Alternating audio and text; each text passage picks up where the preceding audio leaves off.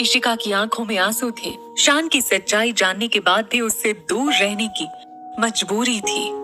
वो अब नील के साथ रिश्ता निभाना चाहती थी।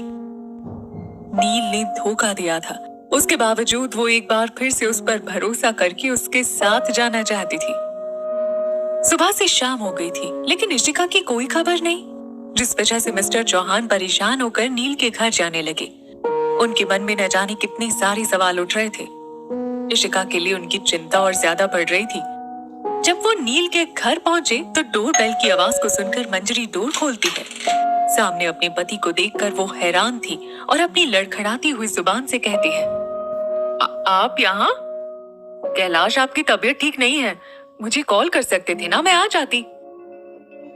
अपनी चिकनी चुपड़ी बातों से मुझे समझाने की कोशिश मत करो मंजरी। इशिका कहाँ है ये बताओ मुझे, मिस्टर चौहान गुस्से में कहते हैं।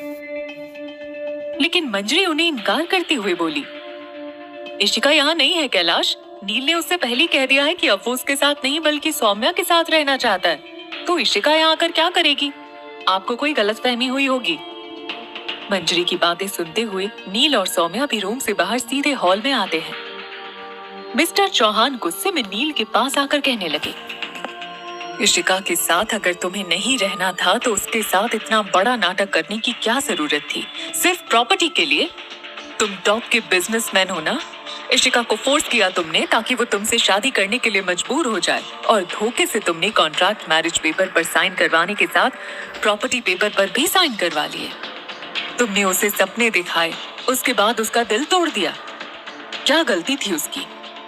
अगर तुम्हें सौम्या के साथ ही रहना था तो उसके साथ रिश्ता जोड़ने की क्या जरूरत थी नील? शर्म आती है मुझे। कभी मैंने तुम्हें अपने बेटे की तरह समझा था। इशिका यहाँ आई थी, उसके बाद वो कहाँ गई बताओ नील? आखिर क्या कहा तुमने उससे? वो तुमसे सिर्फ अपने रिश्ते को निभाने के लिए रिक्वेस्ट करने आई थी। बताओ नील, कहाँ इशिका? कहाँ छिपा रखा है तुमने मेरी बेटी को? मिस्टर चौहान नील के कॉलर को पकड़ लेते हैं और चिल्लाकर इशिका के बारे में पूछते हैं, पर नील को कुछ पता हो तब तो वो बताए। लेकिन सौम्या ने नील के कॉलर को अपने डैड से छुड़ाते हुए कहा, इशिका यहाँ आई थी डैड, लेकिन इस बारे में ना ही मॉम को पता है और ना ही नील को। मैंने उसे जलील करके यहाँ से भेज दिया और मुझे कोई अफसोस नहीं है। वो चाहे जहाँ भी चली जाए, मुझे कोई फर्क नहीं पड़ता, वो जिए या मरे। मिस्टर चौहान को गुस्सा आ जाता है और वो सौम्या को खींचकर एक जोरदार थप्पड़ लगाते हैं। सौम्या अपनी गाल पर हाथ रखकर रोने लगती है। मंजरी और नील आज पहली बार मिस्टर चौहान को इतने गुस्से में देख रहे थे। मंजरी कुछ बोल नहीं सकी, लेकिन मिस्टर चौहान गुस्से में सौम्या से कहने लगे, अगर आज इशिका को कुछ हुआ ना सौम्या, तो मैं भूल जाऊंगा कि तुम मेरी बेटी हो। इतनी नफरत, वो भी अपनी बहन से। तुमने उससे नफरत निभाने के लिए उसके घर को ही बर्बाद कर दिया। आखिर इशिका ने तुम्हारे साथ क्या गलत किया? वो तो तुम्हें और तुम्हारी माँ को अपनी माँ मानती है और तुम्हें अपनी सगी बहन। फिर भी उसके साथ इतना गलत करने से पहले सोचा नहीं तुमने? नील तो गैर है, लेकिन अपनी बहन को तुम तो समझती हो कि वो किस दुख से गुजर रही थी। सौम्या रोते हुए बोली, इशिका, इशिका, ये नाम सुनकर मैं ऊब चुकी हूँ डैड। उसके आने से पहले सब कुछ ठीक था हमारी लाइफ में। उसने आते मुझसे मेरा सब कुछ छीन लिया। पहले मेरे डैड को, फिर प्रॉपर्टी, उसके बाद मेरे प्यार को। सब कुछ छीन लिया उसने मुझसे। आप फिर भी मुझसे कह रहे हैं कि मैं उसे अपनी बहन मानूं? क्यों डैड? दुख सिर्फ उसे ही है। हाँ, उसने अपने प्यार को खोया था, मुझे भी दुख है, लेकिन मैं उसकी तरह नहीं हूँ डैड। मैंने उससे पहले भी कहा था कि वो वापस से ऋषिकेश चली जाए तो सब कुछ ठीक हो जाएगा, लेकिन उसने मेरी एक नहीं सुनी, तो फिर मुझे उसके साथ ऐसा करना पड़ा।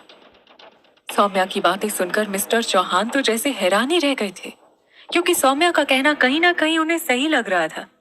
वो इशिका के बारे में इतना सोचने लगे थे कि उनकी एक बेटी और है, ये तक भूल गए थे वो। नील अभी भी मिस्टर चौहान को देख रहा था, जिनकी आंखों में आंसू थे। उधर होटल रूम में अभी भी इशिका शान की सारी बातों को सुन रही थी। शान इशिका को अब भी अपने साथ ले जाने के लिए उससे रिक्वेस्ट कर रहा था, लेकिन इशिका अपने पापा के बारे में सोचते हुए बोली, मैं तुम्हें पहले ही बोल चुकी हूँ शान, लेकिन तुम समझने के लिए तैयार ही नहीं हो। मैं अपने पापा को बेसहारा छोड़कर नहीं जा सकती हूँ। तुम हालात समझने की कोशिश करो। शाम हो गई है, मुझे घर जाने में देर हो रही है। पता नहीं पापा कितनी टेंशन ले रहे होंगे। इशिका जैसी डोर के सामने से जाने लगी, शान उसका रास्ता रोकते हुए बोला, मैं भी तुम्हारे साथ चलूंगा, मुझे अपने साथ लेकर चलो। शान की बार बार रिक्वेस्ट करने पर इशिका उसे अपने साथ ले जाने के लिए तैयार हो गई, लेकिन वो अभी भी एक ही बात सोचे जा रही थी कि आखिर मिस्टर और मिसेस तनीजा ने उससे शान के जिंदा होने की सच्चाई क्यों छुपाई। शान को नजर भर कर देखते हुए इशिका खुद से सवाल करने लगी, मुझे शान से मिलना ही था तो फिर हमें अलग क्यों किया गया? मैं शान को अपने सामने देखकर बहुत खुश हूँ, लेकिन ये खुशी ज्यादा देर तक नहीं रहने वाली है। मैं तुम्हें कैसे समझाऊं शान कि मेरे दिल पर क्या बीत रही है। नील को मैं पसंद करने लगी हूँ और तुम्हें तो मैं कभी भूल ही नहीं पाई। जब तुम्हें पापा देखेंगे तो शायद वो भी उतने ही हैरान होंगे जितनी कि मैं हुई थी। शान भी इशिका को देखकर